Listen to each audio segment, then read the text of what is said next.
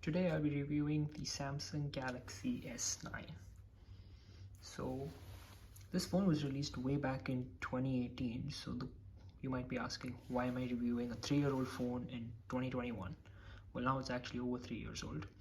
And the reason for that is that, well, I actually bought this phone in the mid of 2019. So that's almost a year after this phone was released. Actually, more than a year after this phone was released. And before I bought this phone, I watched a bunch of long-term reviews, and most of those were like 3 months, 6 months, some were 8 months, but 8 months was the max. And I watched those reviews and I bought this phone based on their opinions. And recently I bought a new phone, and before I bought the new phone, I watched some more reviews now of the S9, and I saw some people who were talking about buying the S9 in 2021. So I would want to give some of my thoughts on that if you are planning to buy this phone in 2021, and also just as a sort of user experience. I used this phone since mid of 2019 up till last month, October of 2021. So that's almost 2.5 years of use. So after using this phone for 2.5 years, I'm just going to give you my thoughts, the pros, the cons, and what do I think of buying this phone in 2021. So let's start with the pros. And the first pro is, well, the thing you see when you pick up this phone, the display. The display is a 1440p panel, 60 hertz. 60 hertz sounds outdated by now, but back then it was pretty good. And it has a really good display. The colors are really nice. The sharpness is also really good. Now this display, you can set it, you can change it to 720p, 1080p or 1440p. Generally it's set at 1080p, and at all of those resolutions, even at 720p, the display looks very crisp, like it looks very good. The content with it, you're watching it, YouTube or anything, it also supports HDR, and the quality and the colors of the display are very good. The second pro that I like a lot is the cameras. Well, there's only two on this, the selfie camera and one main shooter. The cameras produce some really nice pictures. Even now, even to this day, I can take pictures on this phone that look, decent to like good. I wouldn't say they're exceptional by now, but this phone is 3 years old, but this phone still can take some really good pictures. Also, it has Pro mode, which, while it's not as it doesn't give you as much control as some of the Xiaomi phones or Pocos or some of the Chinese phones, but it still does give you a decent amount of control, and you can take raw photos in the raw format, which is useful if you like editing and stuff like that. So that is the second pro. The third pros of this phone is how you unlock this phone. So I like the ID scanner a lot. It is a bit slow by today's standards. The fingerprint scanner is okay, but I still keep accidentally pressing the camera instead of pushing this, and even when I push it, it doesn't always unlock. Sometimes like right now it's working fine, but like if there's some smudges on this, like when you use your phone and there's like a smudge on this and you try to unlock it, it doesn't always work. So that's something to note. And the other pros are updates. I still get updates on this phone. I just did one update a few days back. It's a security update. Obviously there isn't any more feature updates, but you still get updates on this phone. I still got one just like I think a few days ago. I got one more update, so I'm really happy with that this thing does allow for that. Another pro is the haptic engine, so the vibrations and stuff, it feels good on this phone. Another pro of this phone I forgot to mention is like it has the headphone jack, and also it has dual SIM, and one of them is a hybrid slot where you can either have like 2 SIMs or you can have 1 SIM and a memory card. You can put a memory card in this phone. That's pretty amazing for 2021. So those are 2 pros that I forgot to mention, but yeah, they're nice. And now I want to speak about the cons. And the first con, and I think the main problem with this phone, is the fact that I've got the Exynos version of this phone. So because of Exynos, and if you've paid any attention to Samsung, you know that Exynos chips have had issues in the past, and this phone has definitely suffered from it. So some of the biggest problems I have with this phone is related to the Exynos chip, I think. So number one is the fact that it overheats, even doing just a slightly heavy task. Like I like to edit some photos, so when I use Lightroom on this phone, if I use it for a bit too long, the phone starts to heat up a lot.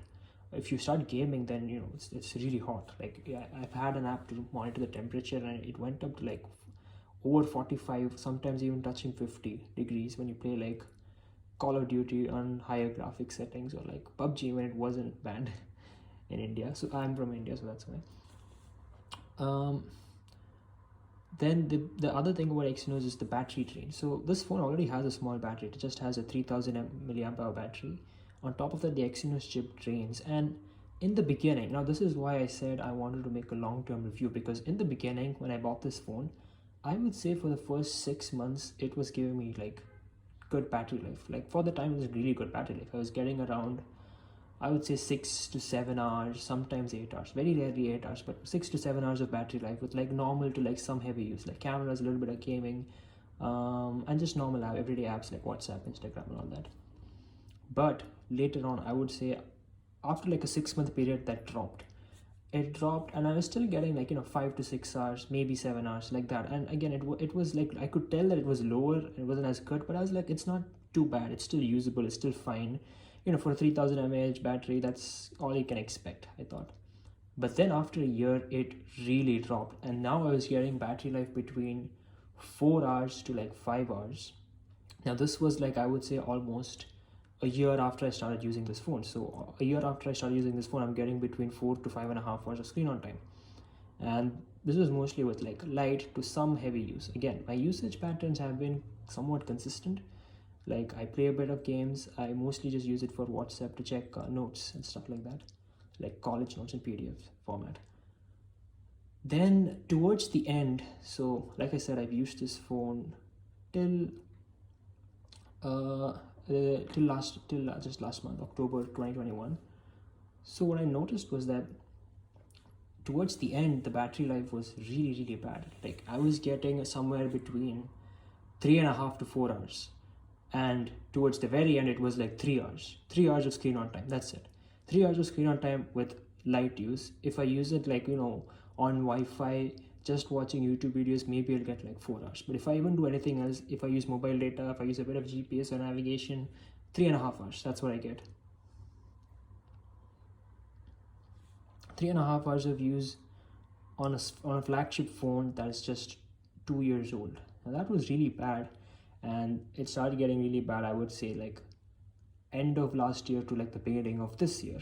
And that was the time when I was starting to notice this, and I used this phone throughout this year up until last month. I bought a new phone just last month.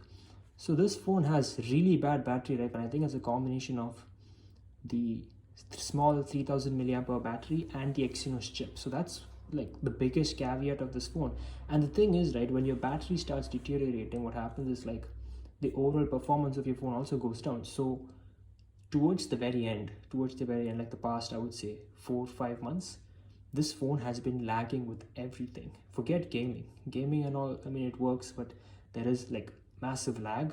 Like, I would say like a second of lag. Like like when I was playing Call of Duty, whenever the text would pop up on the screen telling you something like the next drop of plane is coming, revival flight is coming, the screen would just freeze for like a solid second before it started to like move again. And it's not just that, the worst part is when you open apps, like the screen would freeze for like a second and then it would just open the app. And there were a lot of random app crashes, especially the last 6 months. A lot of random app crashes for no reason. Games, WhatsApp, YouTube, Instagram, everything. Like, and I tried doing a bunch of stuff. I tried like clearing the cache and stuff like that. Nothing really worked, and the only thing I could conclude was that because the battery is going down, the phone is probably automatically reducing performance. I could feel that. And the Exynos chip is just not holding up to the load anymore. That is, in my opinion, the biggest caveat with this phone. And the second problem that I didn't like very much was that now, while you have a 1440p panel, you can't really use it because you're stuck at 1080p, and 1080p is fine for the most part, but 1440p is that extra punch, right? You can't really use that because even when the phone was brand new, the 1440p panel would visibly be like, when you set the phone to 1440p, it would visibly be slower, and you can like feel that little bit of like lag, just a small bit, nothing extreme, just like when you touch something, it takes a second to like for the phone to react, sorry, not a second, but like just a fraction of a second, but you can tell, like when you use the phone every day, you can tell there's just that small bit of lag that you just kind of find annoying over like a long period of time. And also the battery life would, not be as good. So I just set it to 1080p and used it, but it does kind of suck that this phone has a 1440p panel, but you can't really use it. And like it's very, like if you use it, it's like, be prepared to lose battery, be prepared to, like I said, have the phone not be as fast and stuff like that. And it wasn't that big of an issue for me because for 1080p is fine, but like I said, it is kind of annoying that they have that, but still they don't allow you to use that. Now I have this app called AccuBattery, which it shows you your battery health, and if you look, it says 74%.